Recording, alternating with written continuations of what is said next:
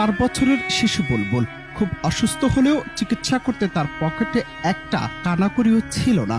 আর ভাগ্য ছিল নির্মম। কবি যখন পুত্রের চিকিৎসার টাকা জোগাড় করতে গিয়ে এক প্রকাশকের দ্বারস্থ হন, তিনি শর্ত দেন এখনই একটি গান লিখে দিতে হবে। পকেটে ছিল না টাকা, একটি পয়সা, কিন্তু বুক ভরা ছিল কান্না।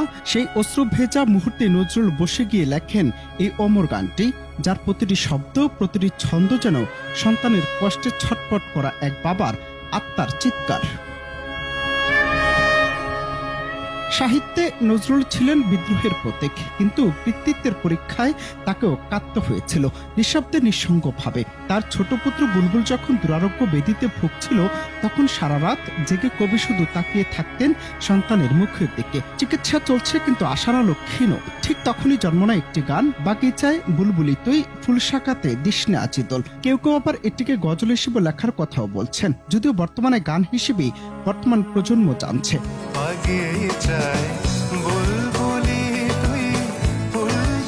এই গান কোনো শিল্প সৃষ্টি নয়, এটি ছিল এক পিতার নিঃশব্দ আর্তনাদ।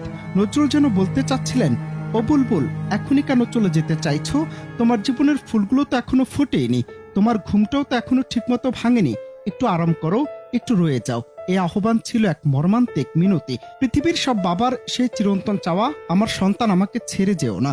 কিন্তু কবি ধরে রাখিতে পারলেন না।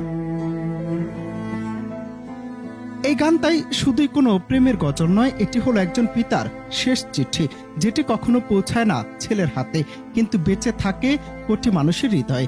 যে বুলবুল গানটির মূল অনুপ্রেরণা, সে হারিয়ে যায়, কিন্তু রেখে যায় এক অমর স্মৃতি, যা আজও গানের প্রতিটি লাইনে হৃদয় ভিজিয়ে দেয়। আজও যখন গানটি বাজে বাগিচায় ফুলবুলি তুই, তখন শুধু নজরুল নয়, মনে পড়ে যায় পৃথিবীর সব বাবাকে, যারা সন্তান হারানোর যন্ত্রণায় মুখ বুজে কাঁদে।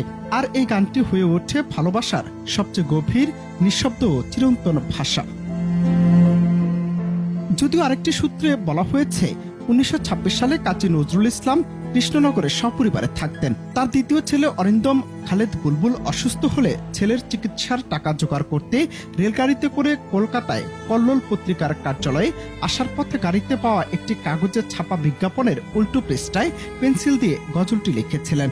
টাকা জোগাড়ের পর নৃপেন কৃষ্ণ চট্টোপাধ্যায়কে গজলটি দিয়ে দ্রুত চলে যান। কাজী নজরুল ইসলাম গজলটি কোনো উদ্দেশ্য ছাড়াই আনমনে লিখেছিলেন বলেও উল্লেখ করা হয়। Ananta Hasan Masud, Bangla TV news desk.